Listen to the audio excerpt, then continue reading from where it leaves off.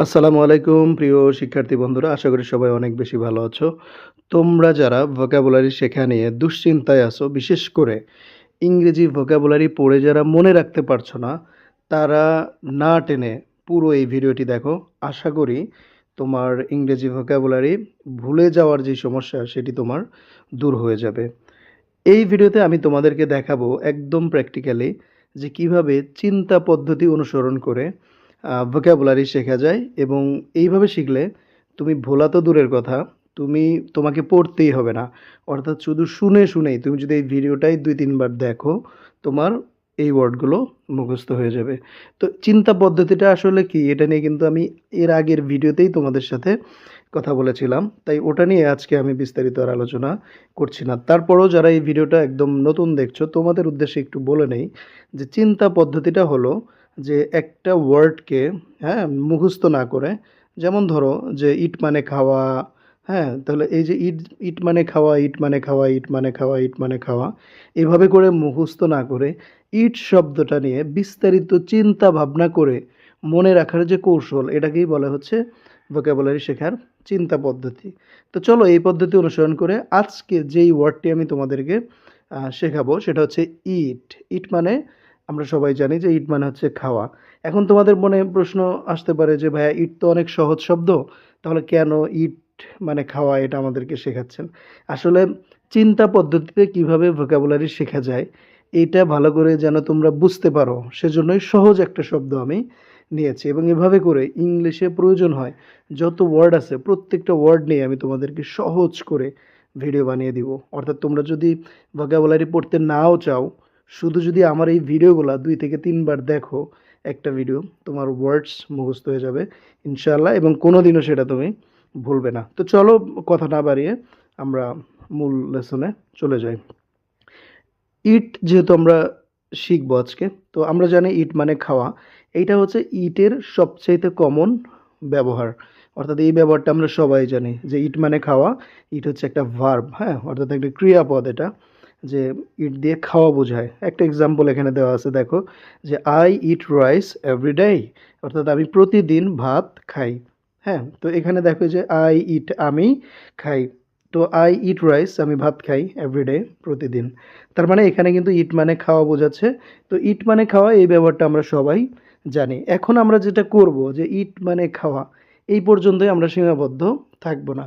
ইট সংশ্লিষ্ট বা ইটের সাথে সম্পর্কিত এই রিলেটেড বেশ কিছু শব্দ নিয়ে আমরা আরও চিন্তা ভাবনা করব, পড়াশোনা করব, যাতে করে ইট শব্দটা এবং এই রিলেটেড যে শব্দগুলো রয়েছে আমাদের মনের মধ্যে যেন একদম এগুলো গেঁথে যায়। তো চলো তাহলে ইট মানে খাওয়া, এটা আমরা তো জেনে ফেললাম।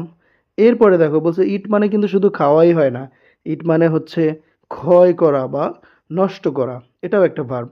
তাহলে একটু খেয়াল করো, আমরা কিন্তু এতদিন জানতাম যে ইট মানে খাওয়া, তো এখন আমরা যেটা বুঝতে পারছি যে ইট মানে শুধু খাওয়াই নয়, ইট মানে ক্ষয় করা বা নষ্ট করাও হয়। যেমন একটা উদাহরণ হিসেবে এখানে দেয়া আছে যে অ্যাসিড ইটস মেটাল।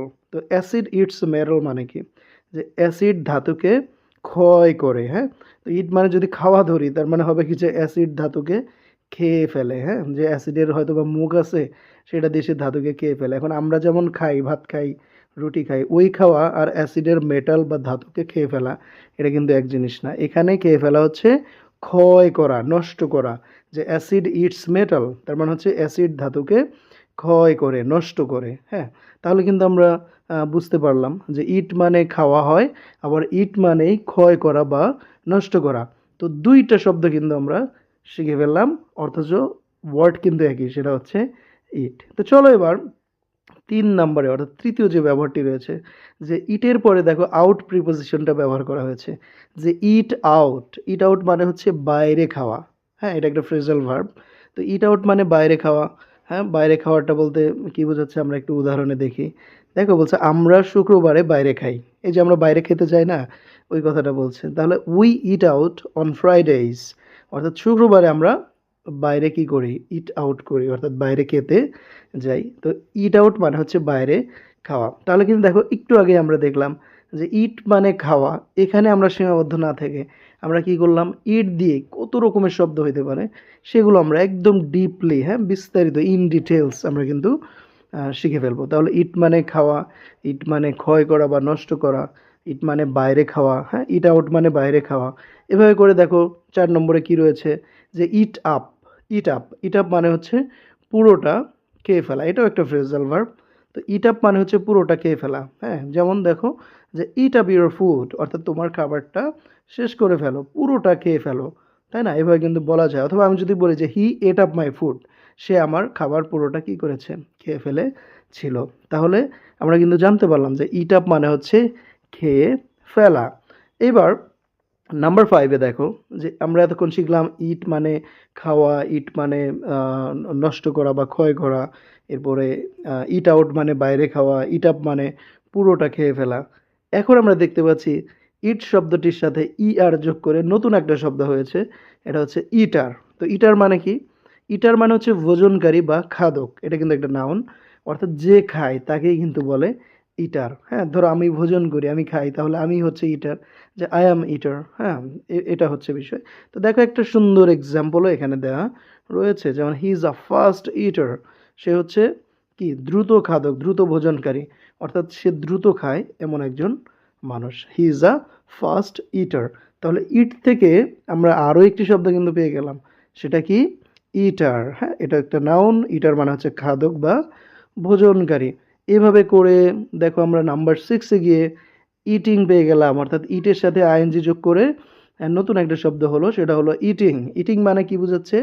খাওয়া বা খাদ্য গ্রহণ, অর্থাৎ খাওয়ার যে কাজটা, যে খাদ্য গ্রহণটা যে আমরা করি, এটা কিন্তু একটা কাজ, তাই না? এটা একটা নাম, হ্যাঁ, এটা একটা নাউন বা জিরান্ড হতে পারে। তো এই নাউন, ইটিংটা হচ্ছে একটা নাউন, অর্থাৎ খাওয়ার নাম, হ্যাঁ, খাওয়ার যে কাজটা, এই কাজের নামটা হচ্ছে খাওয়া বা খাদ্য গ্রহণ। যেমন দেখো eating too much is harmful, অর্থাৎ ইটিং মানে খাওয়া, টু মাচ মানে বেশি, তাহলে ইটিং টু মাচ অর্থাৎ বেশি খাওয়া, ইজ হার্মফুল হলো ক্ষতিকর।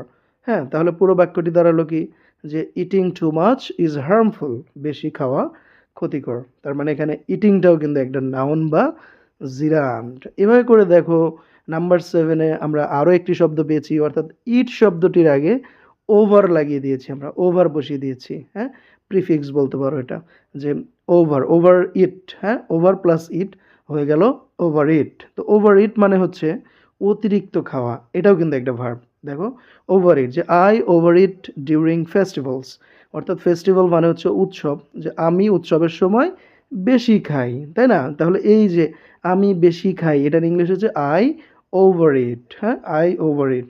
তাহলে আমরা আরও একটি নতুন শব্দ পেয়ে গেলাম, যে ইট মানে খাওয়া, আর ওভার ইট মানে হচ্ছে অতিরিক্ত খাওয়া বা বেশি খাওয়া।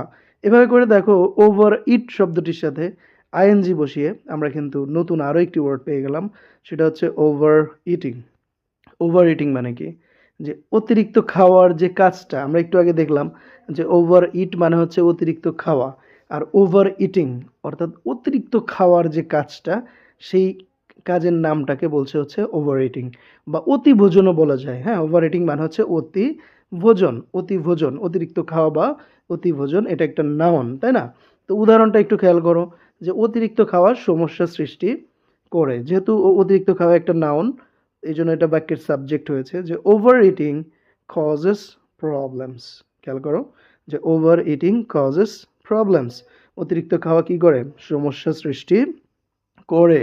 অর্থাৎ ওভার ইটিংটাও কিন্তু একটা নাউন নতুন, অর্থাৎ আমরা এই পর্যন্ত ইট দিয়ে 8টি শব্দ পেয়ে গেলাম, যেগুলো বাস্তব জীবনে সবসময় প্রয়োজন হয়। এভাবে করে দেখো এখানেই শেষ না, নতুন আরেকটি ওয়ার্ড আমরা পেলাম, যে ইট শব্দটির আগে তুমি যদি আন্ডার বসিয়ে দাও, আন্ডার, আমরা তো জানি আন্ডার মানে নিচে, তো আন্ডার ইট অর্থাৎ কম খাওয়া, নিচে খাওয়া না। আন্ডার ইট মানে হচ্ছে, ওভার ইট মানে যেমন বেশি খাওয়া, অতিরিক্ত খাওয়া, ঠিক ওটার উল্টো, আন্ডার ইট মানে হচ্ছে কম খাওয়া, এটাও একটা ভার্ব।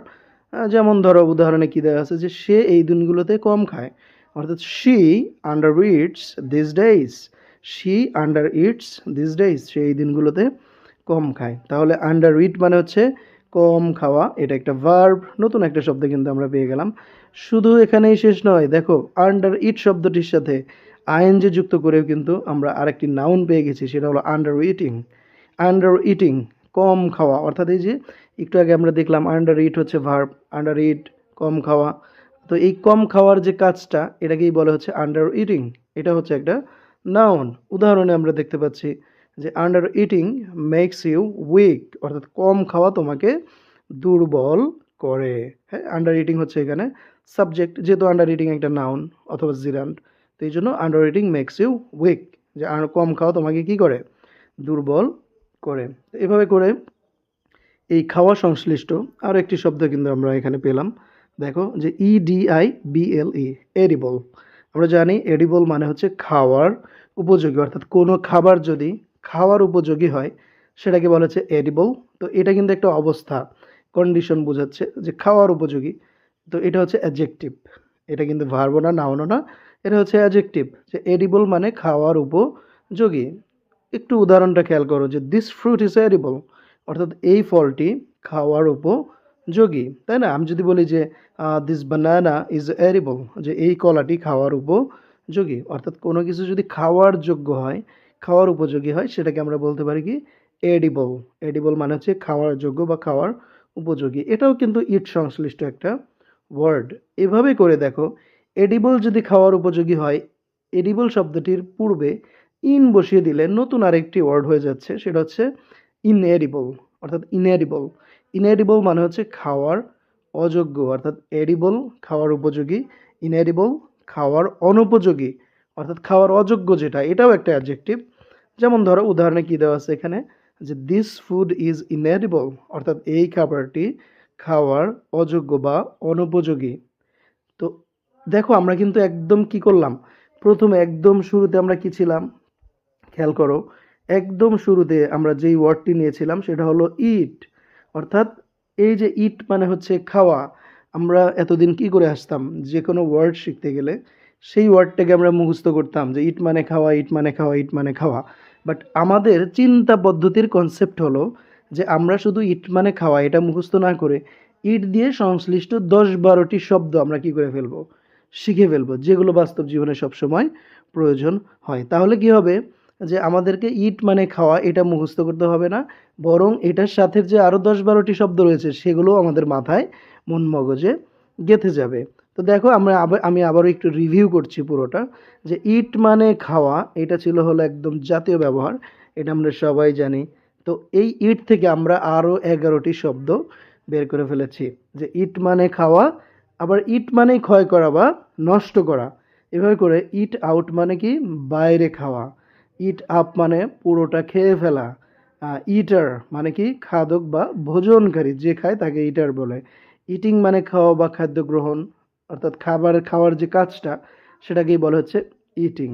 এবার ইটিং থেকে কিন্তু আবার কি আমরা এসেছি ওভার ইট। ওভার ইট মানে হচ্ছে অতিরিক্ত খাওয়া, এবং ওভার ইটিং মানে অতি ভোজন বা অতিরিক্ত খাওয়ার যে কাজটা সেটাকে বলে ওভার ইটিং।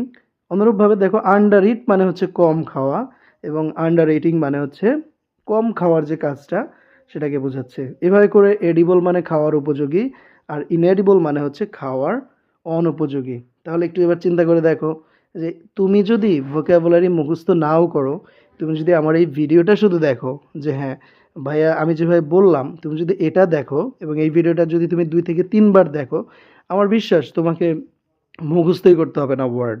অর্থাৎ শুধু শুয়ে শুয়ে ভিডিও দেখেই তুমি কি করতে পারবে, এই যে 12টি ওয়ার্ড শিখে ফেলতে পারবে। অর্থাৎ পারলে, কিন্তু তুমি যদি দেখে থাকো তাহলে কিন্তু তুমি ইতিমধ্যে এগুলো পেরে গেছো। এবং এভাবে আমি যেটা করব তোমার জন্য, একদম 500 600 700 যা লাগে প্রত্যেকটা ভার্ব দিয়ে আমি তোমার জন্য এইভাবে একটা করে ভিডিও তৈরি করে দিব। অর্থাৎ তুমি যদি আসলে ইংরেজি শিখতে চাও, ভোকাবুলারিতে এক্সপার্ট হতে চাও, তোমাকে কোনো বই কিচ্ছু পড়তে হবে না। তুমি শুধু আমার এই ভিডিওগুলো দেখো।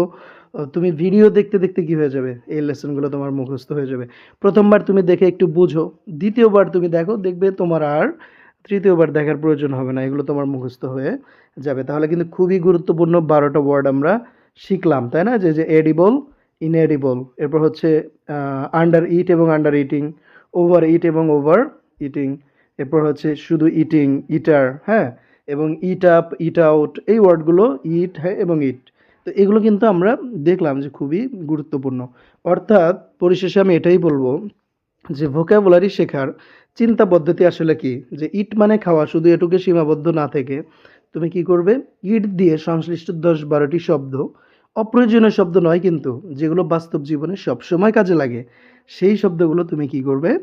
ইট দিয়ে, হ্যাঁ, ইট সংশ্লিষ্ট শব্দগুলো তুমি যদি শিখে ফেলতে পারো, তাহলে শুধু একটা ওয়ার্ড মুখস্থই নয়, তুমি কিন্তু এই ওয়ার্ডটা প্র্যাকটিক্যালি কীভাবে ব্যবহার হচ্ছে সেটাও কিন্তু তুমি পারবে। এবং আমি আবারও বলছি, যদিও আমি বারবার বলছি, তারপর আমি একদম শেষবারের মতো বলছি যে তুমি যদি শুধু ভিডিও দেখো, তাই তোমাকে এই ওয়ার্ডটা মুখস্থ করতে হবে না। এই 12টি ওয়ার্ড তুমি 2 বার, বিশ্বাস না হয় তুমি 2 বার এই ভিডিওটি দেখো, না টেনে মনোযোগ দিয়ে, তোমার এই 12টি ওয়ার্ড জীবনেও মুখস্থ করতে হবে না। আশা করি বুঝতে পেরেছো।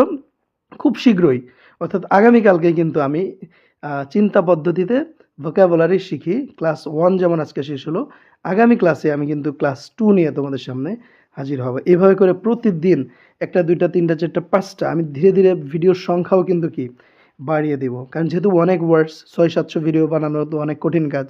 তো আমি চেষ্টা করব যে এক ভিডিওতেই যেন তুমি 5টা 7টা 10টা করে ওয়ার্ড শিখতে পারো, এবং 10টা ওয়ার্ড শিখলে প্রত্যেকটা দিয়ে আবার 10টা, দেখা যাবে এক ভিডিওতেই তুমি 100 ওয়ার্ড শিখে ফেলতে পারবে।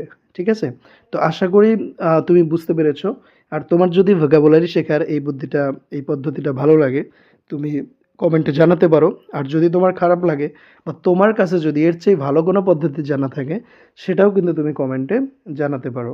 আর তুমি যদি এই চ্যানেলে একদম নতুন হয়ে থাকো, তবে অবশ্যই অবশ্যই এই চ্যানেলটি সাবস্ক্রাইব করে দাও। ইনশাআল্লাহ তুমি একদম ফ্রিতে ইংরেজি শেখার জন্য যা যা প্রয়োজন সব কিছু আমি ভিডিও করে এই চ্যানেলে আপলোড করে দিব।